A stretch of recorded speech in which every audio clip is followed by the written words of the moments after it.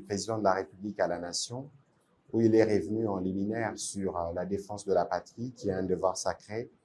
Et dans son discours, il avait donné les axes d'un certain nombre d'actions qui devraient être mises en œuvre très rapidement pour être à la fois en mesure d'apporter le soutien nécessaire et l'appui nécessaire à nos populations du Nord Kivu, mais aussi au FARDC, où on devait regarder notamment les questions humanitaires. Il y avait aussi la question elle-même de la mobilisation, parce que le président de la République a parlé de la nécessité pour tous les Congolais de se rassembler pour défendre notre dignité et notre intégrité du territoire. Il faut savoir que l'arme la plus redoutable dans une guerre, c'est les peuples, et il est nécessaire que pour le président de la République, tous les peuples soient mobilisés. Il était question pour nous, autour de la Première ministre, d'analyser toutes ces questions.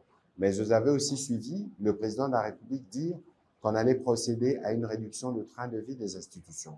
À ces propos, les ministres des Finances et celui du Budget ont déjà commencé des réflexions pour faire très rapidement des propositions au gouvernement pour voir dans quelle mesure les institutions, les acteurs institutionnels pourront être le premier à montrer l'exemple pour la nécessité, en tout cas, de contribuer à l'effort de guerre.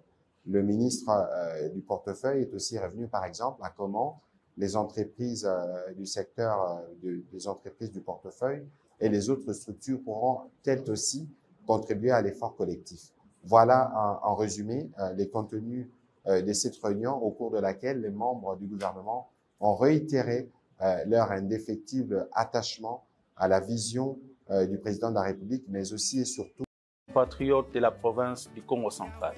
Nous référant à l'adresse du chef de l'État à la nation du 29 janvier 2025, nous nous faisons l'obligation d'inviter toute la population du Congo central à observer ce qui suit.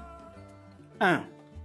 Garder allumée la flamme du soutien aux forces armées de la République démocratique du Congo et au commandant suprême, son Excellence Félix-Antoine Tshisekedi Tshilombo, président de la République, chef de l'État. 2. Demeurer vigilant et dénoncer tout mouvement suspect auprès des services de sécurité et de l'ordre ou des autorités politico-administratives les plus proches. 3.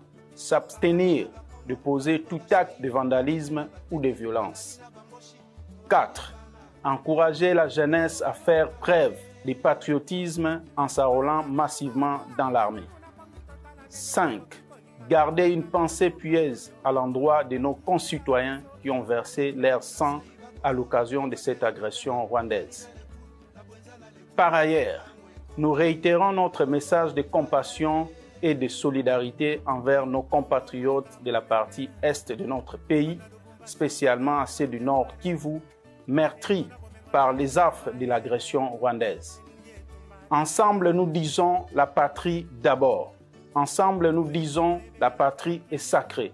Ensemble, nous disons la patrie ou rien. Sentiment patriotique.